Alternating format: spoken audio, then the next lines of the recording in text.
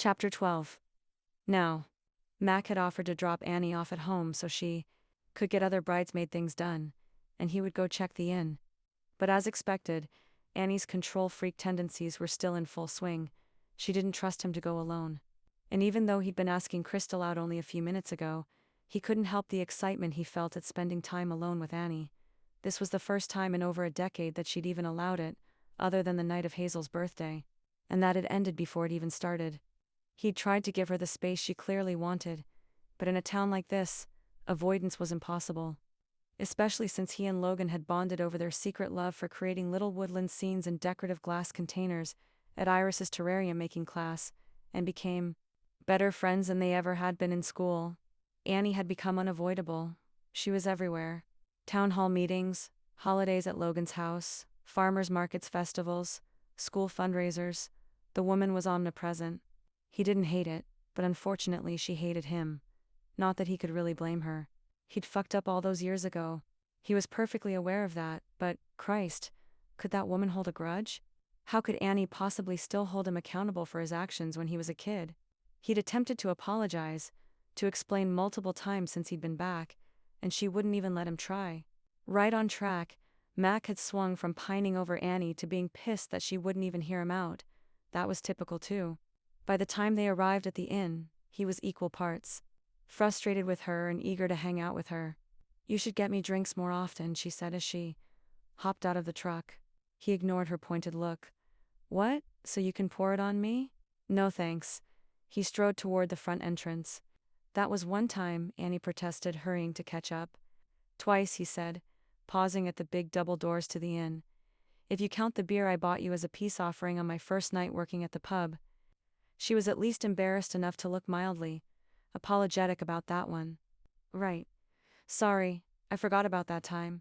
The other had been a thankfully lukewarm cocoa he'd bought her at last year's Christmas tree lighting. A shameless attempt to bring back memories of a happier Christmas between them.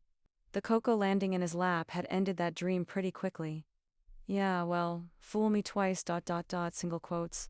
He yanked open the door, rattling the giant evergreen wreath hanging from it.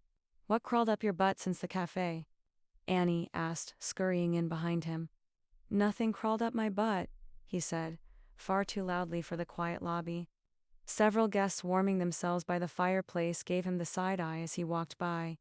"Sometimes these little trips down memory lane make me wonder why I ever want to spend time around you," he said, lowering his voice as they approached the front desk. Annie shrugged, but he could see the flicker of hurt in her eyes. "You're free to go. I can take it from here." She rang the silver bell on the counter, flipping her ponytail over her shoulder and hitting him in the face with it. "Oh no, I'm invested now. Besides, I know you think you have dibs on Logan, but he's my friend too, and as his best man, I should be involved in the Nana search." Annie rolled her eyes. "Whatever. And you're not his best man. Noah is." "Fine. As one of his lesser groomsmen, it is still within my duties to find his grandmother." "Keep your voice down," Annie hissed. "We don't need the whole town knowing she's missing." "And why is that exactly?" It seemed to Mac that the more people who knew, the quicker they would find her. Annie sighed like it should be obvious. "Because then it will get back to Jeannie and Logan, and instead of spending the day before their wedding relaxing, they'll spend it being stressed out. And that is not what we bridal party people are shooting for." "Got it," Mac shrugged. He still thought Annie was taking her bridesmaid duties a bit too seriously, but he did want his friend to have a good wedding weekend. He leaned in closer to Annie. "For Logan's sake." "Fine. We'll keep it a secret," he whispered. He couldn't help his smug smile when Annie shivered at his nearness. She could deny it all she wanted, but her body always gave her away. "Right, good." Annie's voice was breathy and low, and it hit Mac then, the reason why she never wanted to spend time alone with him. It was way too hard to pretend they hated each other this way. His smug smile grew. They were still standing way too close when Jack emerged from the back room wearing a red bow tie, a Christmas vest covered in reindeer, and with not a hair out of place. Mac was glad they hadn't gone to school together, because he probably would have teased him, and then he'd have to be apologizing right now. But as it was, Jack gave them both a big smile. "Well, hello, what brings you two here?" His gaze flicked between the two of them, and Annie hastily backed away from Mac. "We're looking for Estelle, actually," Mac said. and Annie shot him a look for blowing their cover. But how else were they ever going to find this woman if they didn't ask? We heard she was here earlier, and we had a quick question for her, Annie added with a polite smile. Jack frowned. One only got it an hour ago, so FM. Not sure if she's still here, but I know she has some family staying with us for the wedding, so it's possible. Can you tell us the room numbers for her relatives? Annie asked. Well, I probably shouldn't. While Jack weighed the moral implications of giving out guest room numbers, the doors opened with a gust of wind, and a man carrying a large load of firewood stomped his feet on the welcome mats. Oh, there's Gabriel. A furious blush worked its way up Jack's cheeks, and Gabriel's name came out on a breathy exhale. Maybe he's seen Estelle. Jack hustled over to the man with the firewood, and Mac knew he looked the exact same way every time he hurried somewhere for a chance to be near Annie. Jack had it bad for this guy, and Mac could totally relate. While they stood waiting for Jack to return with some answers, another man emerged from the back room. Hello, Annie said, obviously curious about this newcomer. Hello, the man said with a shy smile. I'm just waiting for Jack. Are you a new employee here? Architect, actually. Really, how interesting. Are they doing work on the inn? Annie leaned closer, her elbows on the counter of the check-in desk. That's what we're discussing, the man said. He was soft-spoken with dark-rimmed glasses, and frankly Mac didn't love the way Annie was looking at him. I'm Annie Andrews. I own the bakery in town, she said, sticking her hand out to shake. Welcome to Dream Harbor. Elliot, he said, shaking Annie's hand. It's nice to meet you. Annie held onto his hand for a beat too long. She glanced at Mac before she said, Are you free tomorrow night, Elliot? Mac bit so hard on his tongue to stop himself from protesting that he drew blood. Was Annie actually asking someone out in front of him? This was a new low, and one that he could not handle. The man blushed to the tips of his ears as he stammered, I'm attending a wedding. Oh, wonderful. I will see you there then, she said with a smug smile at Mac, before Elliot slipped away into the manager's office once again. Mac didn't have time to dwell on that little interaction for too long before Annie had his hand, and was tugging him down the hallway. What? She took a hard left down the first hallway with guest rooms. It'll be easier for us to take a little look around ourselves, she whispered. You know you're insane, right? She stopped and turned to glare at him. I just want everything to go right and… What was that?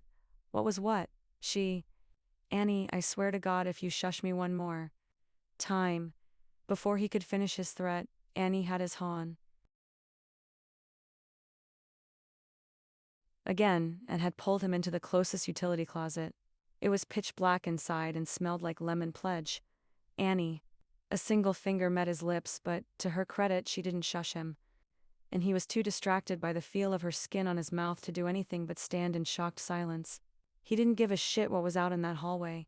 If it kept him stuck in this dark closet with Annie, it could stay out there forever. Voices drifted in through the doorway. I'm just nervous about tomorrow. But you're head over heels for that man. I'm not worried about Logan or marriage, it's the wedding part. It's a big event. I want it to go well and everyone to have a good time. Mac knew he recognized that voice. Jeannie was in the hall with someone, and Annie didn't want her to know they were here looking for Estelle. Hence the closet hiding place. You're the bride. All you have to worry about is saying yes. Leave everything else to the rest of us. X single quotes. Thanks, Mom. Have you seen Aunt Dot? She's supposed to have my something old ... A door down the hall opened and the voices faded as they went into the room. Annie was standing so close that he felt her sigh of relief on his cheek. She let her finger fall from his lips, and he wanted to grab it and put it back. I told you, she hissed, snapping him out of his standing too close to Annie's stupor. You told me what? Jeannie is stressed about tomorrow, and it's our job too. I don't think her mom meant that we're responsible for a missing person search. I think she was talking about wardrobe malfunctions and drunk uncle situations. Picture her rolling her eyes at him. Annie huffed. And even though it was dark, he could. We need to go. She lifted a hand to find the doorknob, but in the cramped space ended up fumbling against his arm and his stomach. He grabbed her wrist before she could grab anything more ... personal. Don't you ever rest? He asked instead of dwelling on where he'd like Annie's hands to wander. Till rest when I'm dead, Annie. Mac. He tugged a little on her wrist, and to his surprise she leaned into him, her cheek pressed right over his heart. Your heart is beating really fast, she whispered. I know. Still she didn't move. For one agonizingly perfect minute she didn't move. She just pressed her face against him and let him twine his fingers with hers. Her breathing slowed and her body relaxed against his. He took a risk and planted a chaste kiss on the top of her head. The soft sigh she let out at the contact was everything he'd dreamed about in the past 11 years. But like everything else with Annie, it didn't last. I'm sorry I hurt you, he murmured. Annie pulled away. You didn't hurt me. Christ, Annie, will you just accept my apology? I fucked up, okay. We had one perfect month together and then I ruined it. Can we move on, please? She was fumbling for the doorknob again. I don't need your apology, Mac, because I'm fine. We hung out for 1 month like a million years ago, and it really doesn't matter to me anymore. Where the hell is the doorknob? She groaned in frustration. If it doesn't matter, then why are you pissed at me all the time? Did it ever occur to you that I simply don't like you? Huh, okay, sure, darling. You and I and everyone else in this town know the way you look at me. Get me out of here. She punctuated each word with a kick to the door. Max sighed and turned the knob. Annie spilled out, almost landing face down on the hallway floor. As he blinked in the suddenly bright light, she glared up at him from the carpet. He reached out a hand to help her up, but she ignored it. "'Twill find Estelle myself," she said, getting upright and storming down the hallway. "Annie, wait." He followed her long strides. "You know what, Mac?" She spun to face him. "It wasn't that perfect of a month." "Oh really, that isn't what you said at the time." "Well, I faked a lot of things at the time." Mac froze. She could not mean what he thought she meant. "What are you talking about?" Annie raised her eyebrows. "I think you know exactly what I'm talking about. But you, I thought." She gave him a smug smile. "You thought wrong." "Bye, Mac." She spun on her heel and left him there gaping after her, reassessing everything he thought he knew about Annie, about that December, about women in general. Mac hadn't felt this punched in the face since he was actually punched in the face during a bar fight in Tulsa that he'd got in the middle of by accident, but that blow hurt much less than this one. "What the hell, Annie?" Mac had followed her out to the parking lot and got to her just as she was realizing they had driven here together. There was no way he was letting her get away with saying something like that and then running off. She should have kept her mouth shut. But this was what happened to her when she spent too much time around Mac. Her sense left her completely and she reverted to childish behavior. But she didn't hate the way Mac looked chasing her across the parking lot. She found it quite satisfying actually, which of course was part of the problem. "We have to go," she said. "We don't have time to talk about this right now." "Like hell we don't." Mac had caught up to her and had her crowded against his truck. His voice was nearly a growl.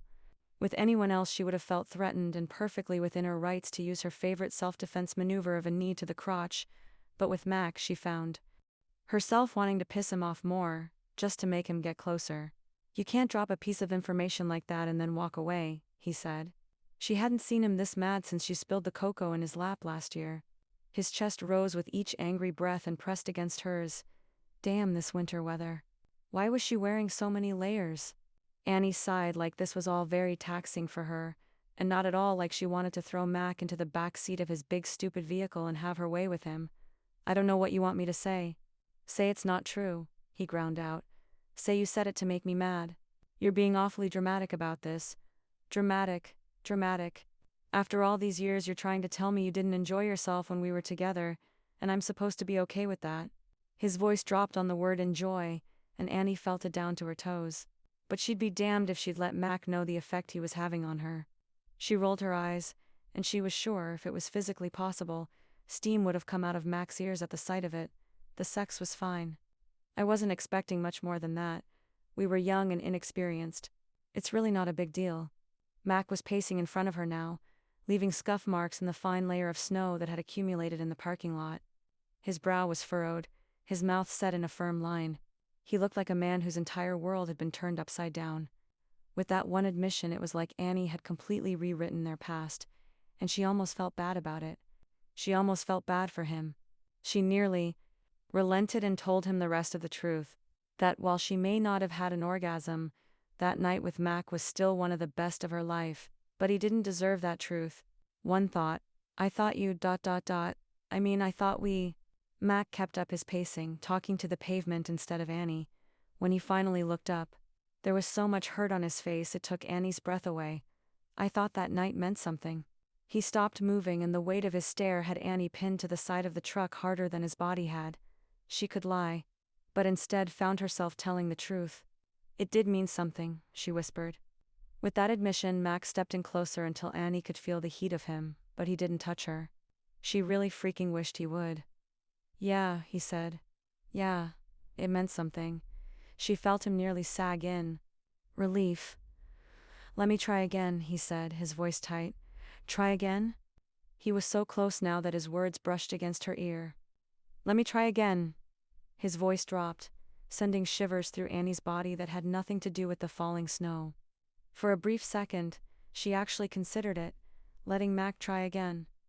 Her body was very interested in what that might look like.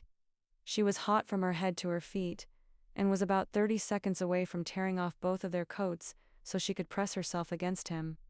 They had only been 19 the last time she'd had the chance, and she was sure Mac had acquired many new skills since then. Maybe she should let him try. Maybe she was owed the e-hurt. Hateser was a thing, wasn't it? Maybe they could do that, but if Annie had one character flaw, it was her pride. And hers had been irreparably injured. Thought it meant something too, she said, meeting his gaze. They were so close their noses nearly touched. T thought it meant something until you ditched me like the whole thing meant nothing. Mac flinched. That's not how it happened, he growled. Annie laughed in his face, causing him to take a step back. Not how it happened? As I remember it, we had an agreement, and you never showed. Annie, I wanted to. Save it, Mac. I don't have time. I have a mani-pedi to get to and a grandmother to track down. Annie opened the door and got into the car, slamming the door shut before Mac could get another word out. She'd heard enough from him for one day. If he had wanted to show up all those years ago, he would have done it. She wasn't going to let him rewrite the story now. Just because her body was fooled, didn't mean the rest of her would fall so easily. All this reminiscing wasn't doing anyone any good.